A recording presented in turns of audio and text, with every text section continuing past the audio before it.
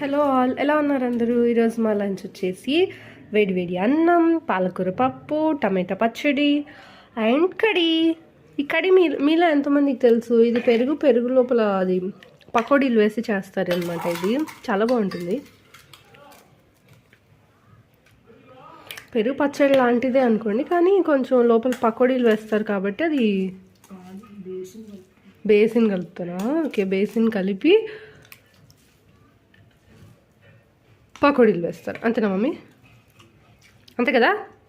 మంచిగా బేసిన్ కలిపి తిరగమాతలో పోసి పకోడీ వేస్తారు, అంతా ఉడికారు అదనమాట. ఒకసారి టేస్ట్ చేసి చూడండి, మీరు కూడా చేసుకొని టేస్ట్ చేసి నాకు చెప్పండి. నిజంగా బాగానే ఉంటుంది అనమాట ఇది.